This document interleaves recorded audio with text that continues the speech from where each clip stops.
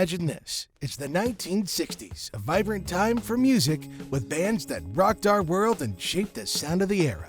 It's a decade where legendary bands emerged, from the Beatles to the Velvet Underground.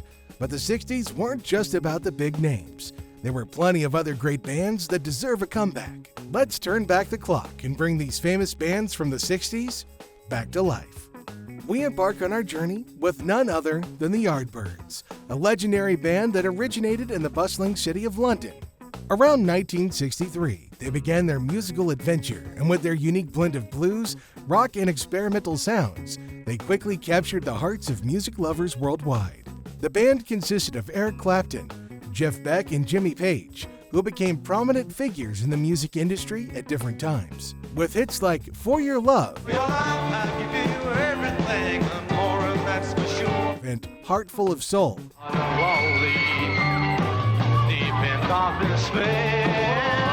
the Yardbirds brought innovation and freshness to the music scene of that time. Their musical experiments and boundary-pushing style made them pioneers of British rock. Their first album, 5 Live Yardbirds, was released in 1964, followed swiftly by For Your Love in 1965, with its titular track becoming a major hit. They also embarked on famous tours, including the Farewell Tour of 1968, during which they bid farewell to their fans before continuing with other band members. Despite changes in the lineup over the years, the Yardbirds remained a source of inspiration and influence for countless other bands and musicians. It's 1965, and in Los Angeles, a band called Love emerges, with Arthur Lee, Brian McLean, Johnny Eccles, Ken Forsey, and Albin "Snoopy" Pfisterer. They pioneer psychedelic rock. Their self-titled debut album, Love, from 1966, is praised for tracks like My Little Red Book,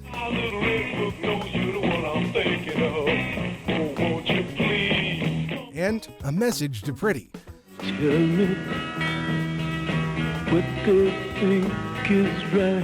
Showcasing Lee's raw vocals and McLean's intricate guitar work. But it's the album that truly cements their place in music history, Forever Changes from 1967. Tracks like Alone Again and The Red Telephone are their classics. Despite critical success, Love failed to achieve commercial success, hindered by Lee's uncompromising vision and the turbulent internal dynamics of the band.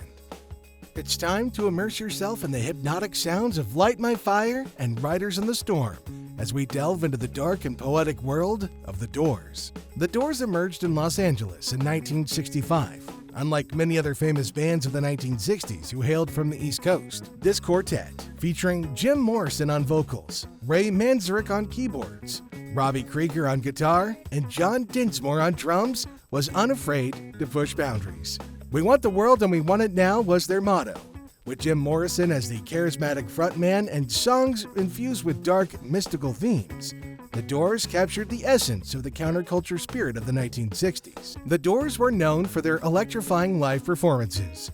Though they never toured as extensively as some other bands, their popularity was undeniable, selling millions of records. However, Morrison's struggles with alcohol and drugs became a growing concern. Sadly, he passed away in 1971 in Paris. The Doors attempted to continue for a while longer, but the band disbanded in 1973. Their blend of rock, blues, and psychedelia remains an inspiration for generations of musicians and dreamers. The year's 1964, and the British invasion is in full swing. Emerging from St. Albans, Hertfordshire, the Zombies, Rod Argent, Colin Blunstone, Paul Atkinson, Chris White, and Hugh Grundy immediately made an impression with their hit, She's Not There. Well, no one told me about how many. The chilling melodies and jazz-infused rock set them apart from their peers. Their follow-up, Tell Her No, You with a charm, continued to showcase their refined pop sound. The pinnacle of the Zombies came with their 1967 album, Odyssey and Oracle, a psychedelic masterpiece recorded at Abbey Road Studios. Despite an initially lukewarm reception, the track Time of the Season became an anthem of the era. The journey of the Zombies was not easy. Internal tensions and the pressures of the music industry led to their dissolution shortly after the release, but the album received posthumous praise and confirmed their legacy. Decades later, the surviving members reunited, earning their rightful place in the Rock and Roll Hall of Fame in 2019. The innovative sound of the Zombies, blending rock, pop, and psychedelia, continues to inspire and resonate, solidifying their place in music history. Immerse yourself in the raw sounds of House of the Rising Sun and Don't Let Me Be Misunderstood as we step into the exciting world of the Animals. The Animals emerged in Newcastle in the early 1960s, a time when the British music scene was buzzing with new sounds and talent. But what made the Animals so unique during that time? And how did they leave a lasting imprint on music history? This five-piece band, consisting of Eric Burdon as the charismatic frontman, Alan Price on keyboards, Hilton Valentine on guitar, Chas Chandler on bass, and John Steele on drums, brought forth a unique mix of rhythm and blues, rock and psychedelia. With their distinctive raw energy and Burdon's powerful voice, they quickly captured the hearts of audiences.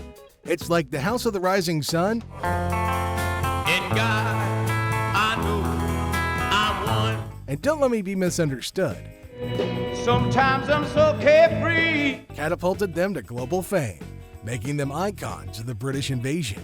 The Animals were known for their intense live performances, taking audiences on an emotional roller coaster of genuine emotions and exhilarating rhythms.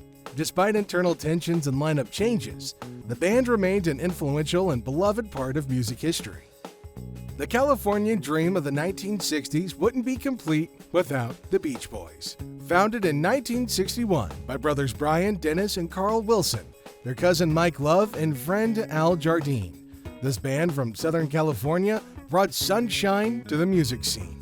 With their perfect harmonies and infectious melodies, they brought the surf culture to the mainstream audience and left a lasting impression on pop music. Their early hits like Surfin' USA, Like California,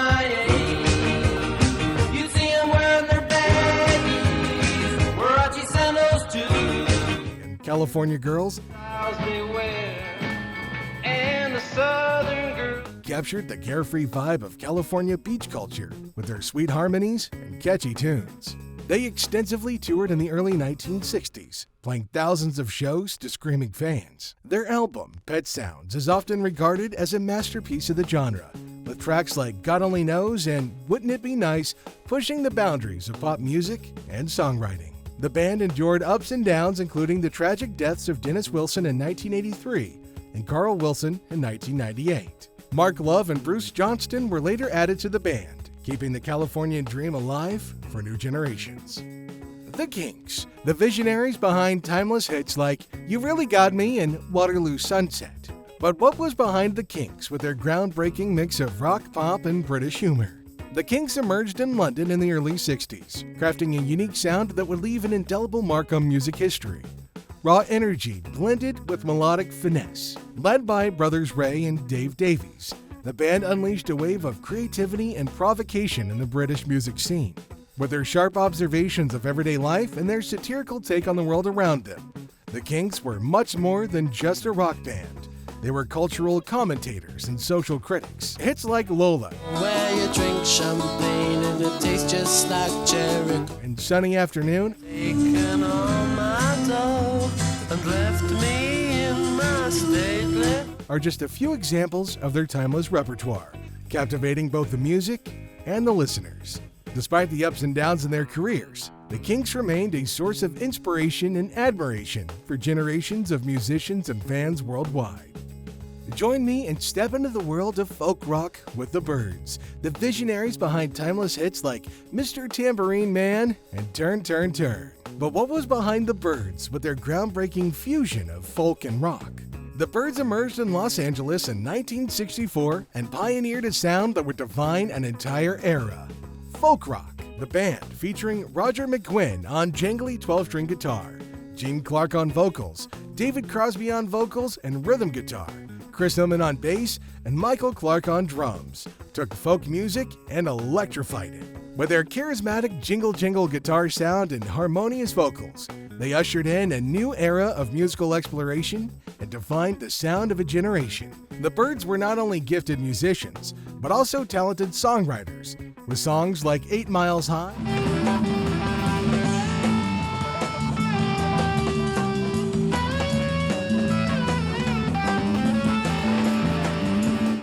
So You Want to Be a Rock and Roll Star. So you wanna be a rock and roll star? Then listen now to what I say.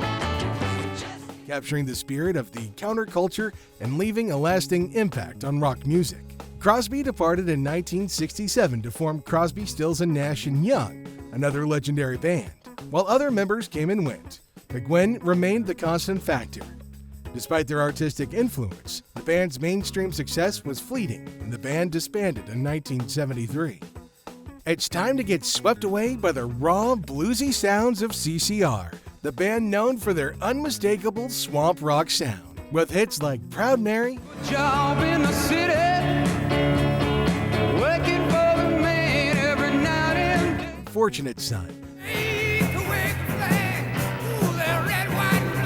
The band, led by John Fogerty, captured the essence of the American South and left a lasting mark on rock music. CCR wasn't your typical sunny and cheerful Californian band.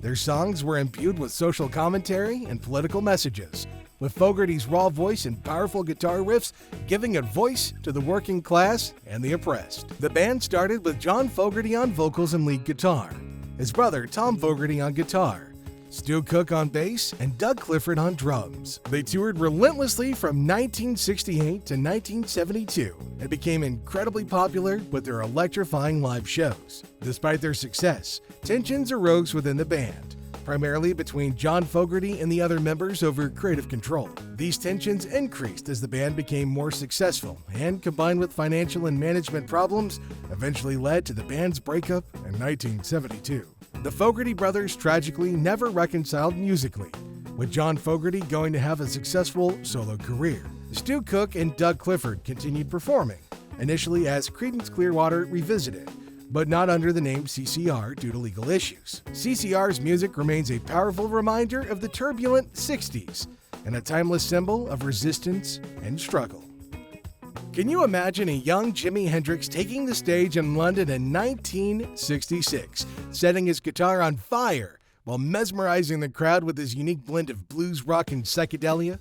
With the groundbreaking techniques and boundary-pushing sound, Hendrix elevated the electric guitar to new heights and inspired generations of musicians. Although the band The Jimi Hendrix Experience was technically not American, founder Jimi Hendrix was a Seattle native who exploded onto the British rock scene. Hendrix's virtuosity on the guitar was unparalleled, with his innovative use of feedback and effect pedals creating an entirely new sound. The Experience, complete with the British rhythm section of Noel Redding on bass and Mitch Mitchell on drums, was known for their electrifying live shows. Their psychedelic rock anthems like Purple Haze and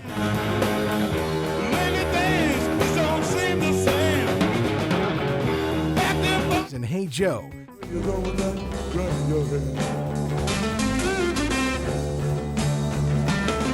became classics and influenced generations of guitarists.